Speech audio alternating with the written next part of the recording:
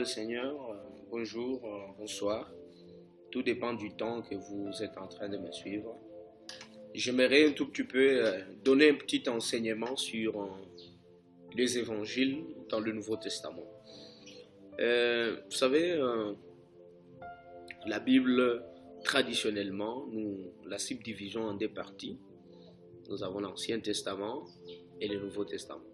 Et nous voyons que le Nouveau Testament commence avec l'évangile de Matthieu. Et puis après l'évangile de Matthieu, nous avons l'évangile de Marc. Après l'évangile de Marc, nous avons l'évangile de Luc, puis l'évangile de Jean.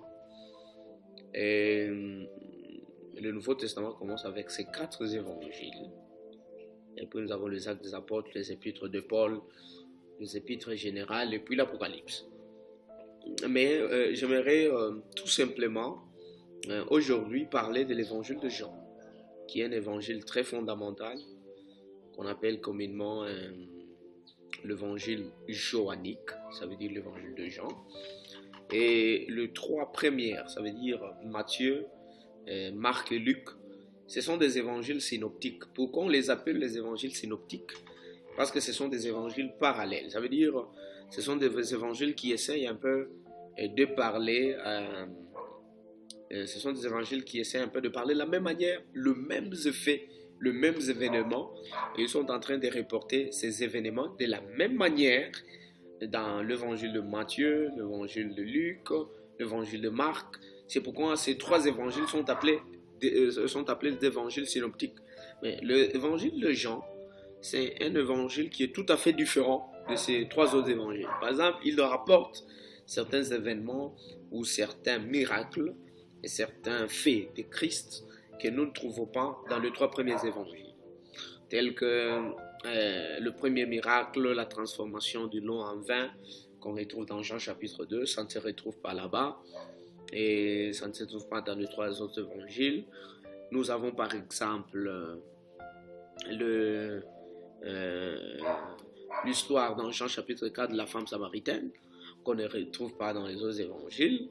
Il y en a beaucoup que nous allons essayer de parcourir aujourd'hui un peu d'une manière un peu sommaire pour comprendre et pour donner une clé de lecture à ceux qui aiment beaucoup la Bible, à ceux qui lisent.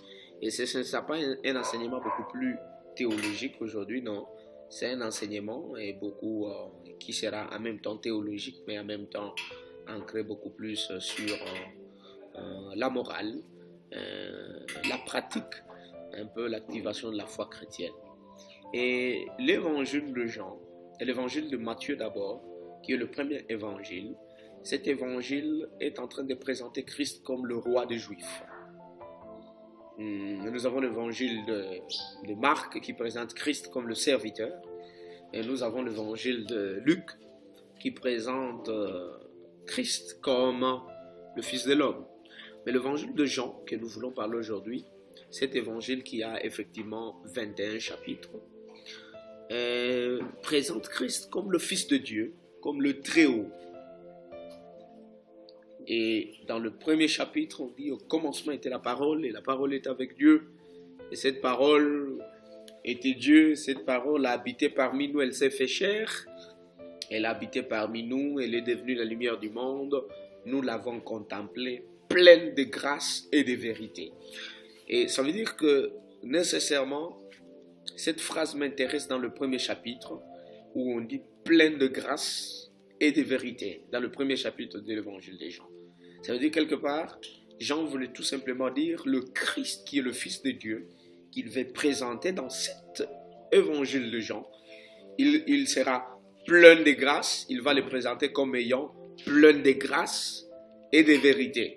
C'est pourquoi même dans les interventions de Christ, la manière dont Jean présente Christ dans son évangile, il présente Christ comme ayant plein de grâce et de vérité, jusqu'au chapitre 21. Mais quand vous regardez aussi, toujours dans le premier chapitre, on dit, la loi est venue avec Moïse, mais la grâce et la vérité sont venues avec Jésus. Ça veut dire quelque part, il présentera tout au long dans le parcours de l'évangile comment Christ est venu avec la grâce et la vérité.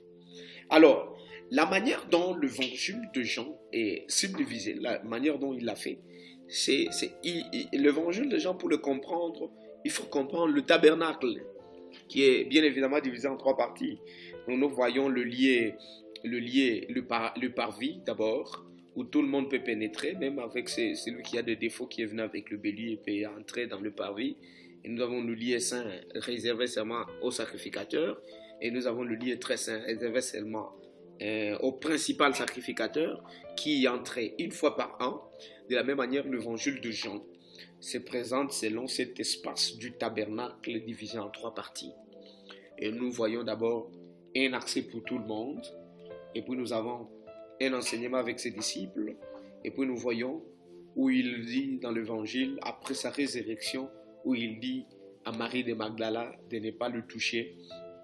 Et alors, c'est une manière de Christ en tant que souverain sacrificateur qui est dans le lieu très saint et où il ne faut pas le toucher. Il parle un peu de cette manière-là. Maintenant, dans cet évangile de Jean, nous avons le 7 Je suis de Jésus. Il est le seul évangéliste qui présente les 7 Je suis de Jésus, où Jésus parle de ces 7 Je suis. Je suis la résurrection et la vie, je suis le bon berger, je suis le pain de vie, et je suis le chemin, la vérité et la vie. Et quand il présente le Je suis, il veut tout simplement parler de la première révélation du nom de Dieu dans l'Ancien Testament, où il parle de Yahweh. Yahweh qui s'était révélé dans l'Ancien Testament. Moïse, Dieu dit à Moïse, qu'on l'appelait autrefois Elohim, qui est le Dieu de la création. Et quand il apparaît chez Moïse, il dit, vous leur direz, les enfants d'Israël. Quand Moïse dit, qu'est-ce que je peux dire à ceux qui sont en Égypte, qui m'a envoyé? Alors les Elohim, il dit, vous leur direz, je suis, m'a envoyé. Et toutefois dans la Bible, quand vous lisez l'Ancien Testament, partout où Dieu se présente comme Yahweh, comme je suis, c'est le Dieu des exodes. Ça veut dire, c'est le Dieu des sorties, c'est le Dieu de la délivrance. Ça veut dire, le Dieu qui se présente comme Yahweh, c'est le Dieu de la délivrance, c'est le Dieu des sorties. C'est pourquoi quand Jean présente Jésus dans son évangile avec le je suis, ça veut dire c'est un Dieu de délivrance, c'est le Dieu des exodes. Et la manière dont il présente les 7 je suis, c'est pourquoi nous voyons aussi la plénitude de 7 grands miracles dans son évangile.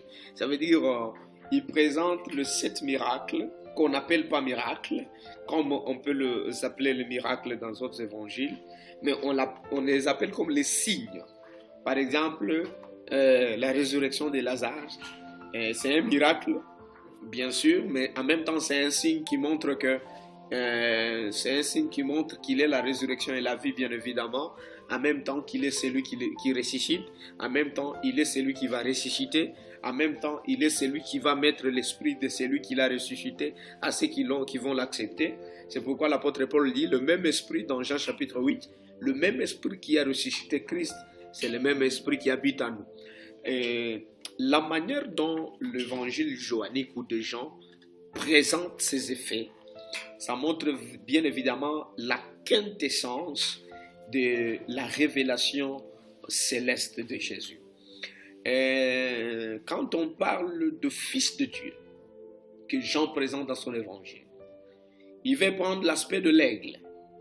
En même temps, il va prendre l'aspect de la colombe. Mais la question qu'on se pose par rapport aux autres évangiles, pourquoi dans l'évangile de Jean, le premier chapitre présente la parole. Le deuxième chapitre, il est en train de présenter la transformation de l'eau en vin. Le troisième chapitre, il est en train de présenter l'amour de Dieu qui nous a donné le Fils, qui est Christ, et puis l'histoire de Nicodème, et puis il illustre sa mort à la croix comme le serpent a été élevé. C'est ce qui est dans le chapitre 3. Et dans le chapitre 4, c'est la rencontre de Christ qui est la parole avec la femme samaritaine. C'est déjà l'évangélisation des Samaritains qui était écartée. Et pourquoi il ne présente pas le baptême de Christ directement? Parce qu'il présente Christ comme le Fils de Dieu, comme le Dieu qui quitte le haut et qui vient sur la terre en prenant la forme humaine qui devient Jésus-Christ. Alors, pourquoi il ne présente pas la généalogie? Parce que Dieu n'a pas de généalogie. Dans Matthieu, on présente la généalogie en commençant par David, Abraham. Pourquoi on commence par David? Parce que Matthieu veut dire que c'est lui que je présente, il est le roi des Juifs, il est le rejeton de David, qu'Ésaïe chapitre 11 avait prophétisé. Marc ne présente pas l'évangile et ne présente pas la généalogie. Il commence déjà à dire ce que Ésaïe avait prophétisé. Et ça commence à s'accomplir. Il alla dans le désert. Pourquoi Marc aussi ne présente pas la généalogie de Jésus? Parce qu'il présente Jésus comme le serviteur. Un serviteur ou un esclave, on n'a pas besoin de connaître sa généalogie, d'où il est venu. Pourquoi Luc présente la généalogie dans le chapitre 3? Il présente la généalogie différente de la généalogie de Matthieu. Parce que la généalogie de Matthieu, il commence avec David. Mais la généalogie de Luc, il commence avec Adam. Ça veut dire qu'il remonte la génération de Jésus à Adam. Ça veut dire que Christ, il est le Fils de l'homme qui est venu pour tout le monde parce qu'Adam, il est le Père de toute l'humanité. Maintenant, dans Jean, il n'y a pas de généalogie parce que Dieu n'a pas de généalogie.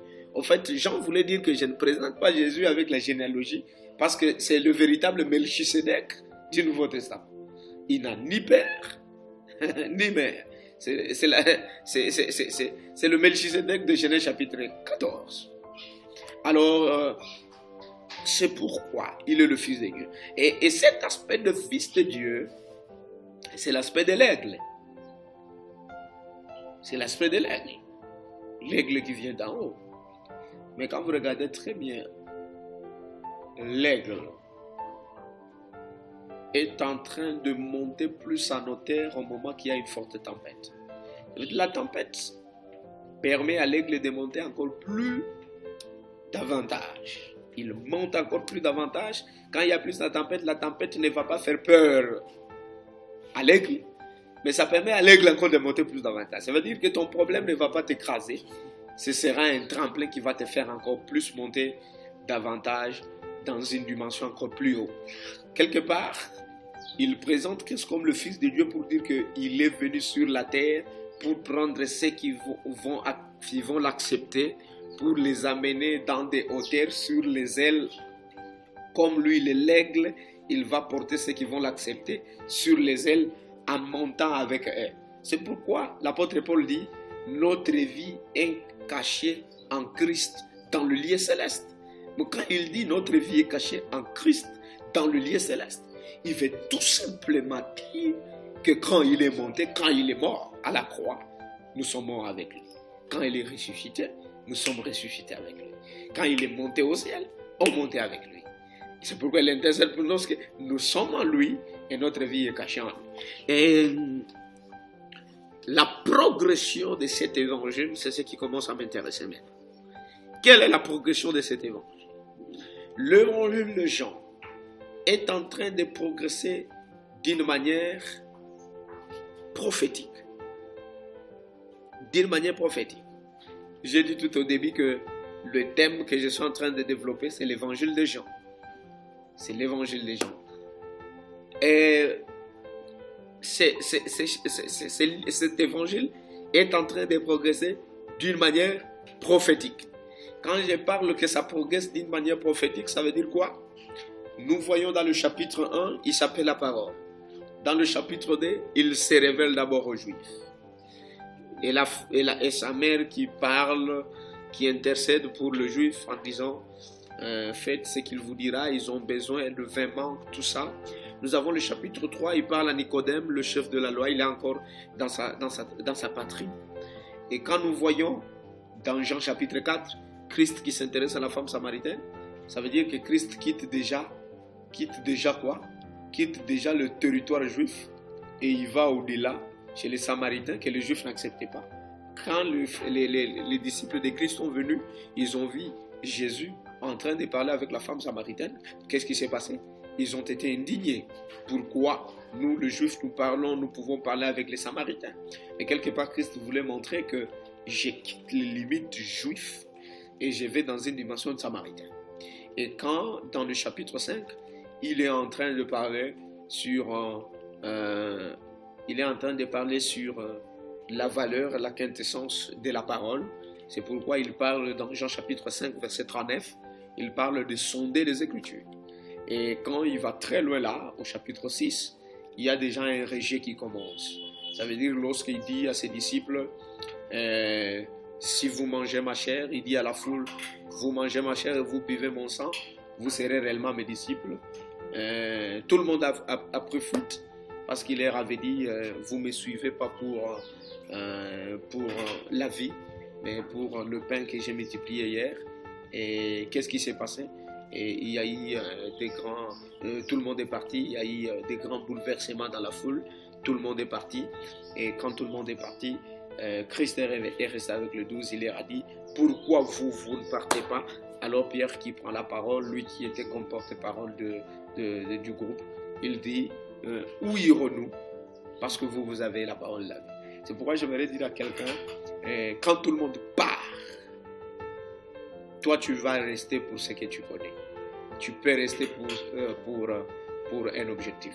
Vous savez, il y a des gens qui partent parce qu'ils ne sont pas satisfaits. Il y a des gens qui partent parce qu'ils venaient pour un objectif donné, mais quand ils voient une autre dimension, et Christ voulait développer une très forte dimension qui m'intéresse ici, que nous pouvons partager avec vous. Quand Christ dit, vous m'avez suivi parce que j'ai multiplié le pain hier, maintenant vous devez manger ma chair maintenant et boire mon sang. Ça veut dire quelque part, Christ veut beaucoup plus baser son évangile sur sa personne. Ça veut dire un évangile qui est christocentrique. Ça veut dire un évangile qui est basé sur sa personne.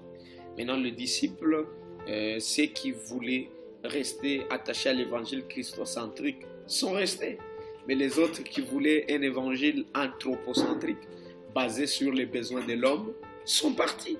Ça veut dire quelque part, nous devons savoir essayer de redéfinir dans la vie chrétienne quel est le mobile qui nous anime lorsque nous venons à l'église, quel est le mobile qui nous anime lorsqu'on a la présence de Dieu. Il y a des gens qui viennent pour un aspect anthropocentrique et il y a des gens qui viennent à l'église ou à Christ pour un besoin bien plus christocentrique. C'est ce qui doit nous animer. Et Christ commence à faire des miracles et tous ces miracles qu'il fait dans l'évangile des gens, on appelle ça des signes. Par exemple, il guérit l'aveugle qu'il ne voyait pas, il commence à voir. C'est un signe qui veut montrer qu'il est venu pour donner la lumière à ceux qui ne voyaient pas. C'est pourquoi il s'appelait la lumière du monde et continue à s'appeler la lumière du monde. À ceux qui l'ont accepté, nous sommes aussi des lumières, nous sommes aussi des sels. Et même quand il est en train de parcourir Jean, son évangile, il est en train de faire une priorité sur Christ en tant qu'homme sur la terre, mais ayant un caractère de Dieu. Ça veut dire qu'il est 100% Dieu et il est 100% homme. Maintenant, l'humanité de Christ est beaucoup plus accentuée dans Jean chapitre 11, verset 35, où Jean dit « Christ plaira ». Ça veut dire que Christ peut plaire. C'est l'humanité de Christ. Il est 100% Dieu. Ça c'est fort. Il est 100% homme aussi. Ça c'est fort. Il n'est pas seulement 100% Dieu. Il faut aussi privilégier l'humanité de Christ. C'est pourquoi le diable n'a pas peur parce que Christ il est le Fils de Dieu. Mais le diable a peur parce que Christ il est le Fils de l'homme. Parce que la prophétie de Genèse 3,15 était en train de parler sur la postérité de la femme qui écrasera la tête du serpent. Ça veut dire quelque part, le diable s'attendait à un fils de l'homme qui vient de la postérité de la femme pour écraser la tête. C'est pourquoi Galates chapitre 4, verset 4, Paul dit, lorsque le temps a été accompli, qu'est-ce qui s'est passé? Christ est né sous la loi et né d'une femme. Ça veut dire quelque part, il est né sous la loi. Bien évidemment, pour accomplir, il est né sous la loi, mais pour accomplir la grâce, afin de vivre dans une dimension de grâce qui est la loi. Lui-même, il est né sous la loi, mais il avait l'objectif d'inaugurer une nouvelle alliance dans la grâce. Mais il est né sous la loi. Ça, c'est terrible. Lui qui est né sous la loi, mais il vient avec la grâce. Ça ne veut pas dire qu'il est né sous la loi, il est venu avec la loi. Il a trouvé la loi, mais il est né sous la loi. Mais quand il est né sous la loi, c'est pour accomplir la grâce. C'est pourquoi je vais dire à quelqu'un, tu peux naître sous la loi dans ta famille, tu peux naître sous des tribulations dans ta famille, tu peux naître sous des moments difficiles dans ta famille, mais tu es appelé à inaugurer une nouvelle saison de grâce dans ta famille. Tout est possible. Et je le crois qu'il le fera. C'est pourquoi quand vous regardez très bien, nous voyons Christ qui évolue après avoir fait ces signes qui montrent sa mission efficace sur la terre. Il finit par être à Gethsémane, où il sera baisé par Judas, qui est le proche de Christ, qui le trahit. Et quand il est trahi, il était en prière à Gethsémane. C'est après la prière que des effets se sont manifestés. J'aimerais dire à quelqu'un que tu peux être à Gethsémane en train de prier. Tu peux être dans une retraite en train de prier. Après la prière, tu trouves un incident compliqué, malsain, bizarre, qui pouvait, une situation morose, qui peut toutefois t'induire, te faire penser à autre chose. Du genre, pourquoi j'ai beaucoup prié et Dieu a beaucoup parlé. Après la prière, il y a un incident qui arrive. Mais Christ que tu suis, il a aussi subi ces moments-là. Il priait à Gethsémane. Après la prière, Judas est venu avec une troupe de sacrificateurs pour attraper Jésus. Mais il a fini la prière. Mais bien aimé, la prière, si tu ne vois rien aujourd'hui, mais tu verras quelque chose d'autre. Ce n'est pas parce qu'on vient de terminer la prière que directement l'incident ne peut pas t'arriver. L'incident peut t'arriver, mais il y a un Dieu qui préserve. J'aime bien une parenthèse dans l'Ancien Testament. Dieu a permis que Shadrach, Meshach et Abednego soient dans le feu, dans la fournaise ardente. Si Dieu ne te délivre pas par le fait, Dieu te délivrera dans le feu. Ça veut dire que Dieu a permis qu'il soit dans le feu. Ça veut dire que Dieu peut permettre que nous vivions des situations telles que des situations que nous sommes en train de traverser, des situations compliquées. Mais Dieu ne va pas nous laisser dans des situations compliquées. Il va nous délivrer, il va nous aider, il va nous sauver, il va nous bénir, il va nous aider. Et quand Christ est allé à la croix, et la Bible témoigne bien qu'il y a eu quelqu'un qui est venu percer sa côte. Dans l'évangile de Jean, qui perce sa côte. Le sang et l'eau sont sortis. Et la Bible dit, quand le sang et l'eau sont sortis, il y a eu un miracle fort. Je crois. C'est la naissance spirituelle de l'Église, où le sang et l'eau sont sortis à la croix de Golgotha. Et la naissance physique de l'Église, c'est le jour de Pentecôte en Actes des Apôtres chapitre 2. Et ce qui m'étonne, c'est quoi? Avant qu'on perce Christ, pour que le sang et l'eau sortent de la côte percée, qu'est-ce qui se passe? Il y a quelque chose de très important. Adam dans l'Ancien Testament, il s'endormait dans le sommeil. Dieu met Adam dans le sommeil. Il retire Ève de la côte d'Adam. Et Christ aussi, qui est le deuxième Adam, dans le sommeil à la croix, on retire une côte qui devient l'Église. Ça veut dire que l'Église devient une nouvelle Ève dans le Nouveau Testament. Quelque part, avant qu'on perce la côte, Christ, parmi les 7 paroles de Christ à la croix, Christ a dit « j'ai soif ». Quand on dit qu'il a soif, il a besoin d'eau. Mais on ne lui a pas donné d'eau, de l'eau plutôt qu'il avait besoin. Mais quand on a percé, on a trouvé quelque chose de très important. Qu'est-ce qu'on a trouvé? Quand on a percé, l'eau et le sang sont sortis. Mais il a demandé avant de l'eau, mais on ne lui a pas donné de l'eau. Mais si on ne lui a pas donné d'eau, mais d'où est venue l'eau? C'est parce que ça veut dire que ce que le monde peut te refuser, tu as ça en toi. Dieu te connaît et Dieu est avec toi. Et dans le parcours, Christ est mort, il est ressuscité. On a mis la pierre au tombeau de Christ. On a dit que c'est fini. Mais quand tu regardes Christ dans Jean chapitre 17, il a dit, c'est sur cette pierre que je bâtirai mon église. Ça veut dire, c'est sur base de la même pierre qu'ils ont bouché au tombeau de Christ, où l'église devait commencer par là pour triompher.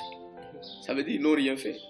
Il a dit qu'il bâtirait l'église sur la pierre, lui-même qui s'appelle la pierre angulaire, lui-même qui s'appelle la pierre rejetée par le bâtisseur, lui-même qui est la pierre. Et alors, même dans Matthieu chapitre 4, Satan qui dit à Christ de transformer le pierre en pain, il ne fait rien.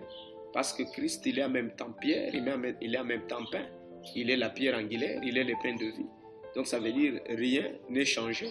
Donc quelque part, tant que vous devez savoir qu'ils n'ont rien fait, ça veut dire que le diable a mis la pierre sans savoir. Là où le piège de l'ennemi t'amène, c'est là qu'il y aura ta victoire.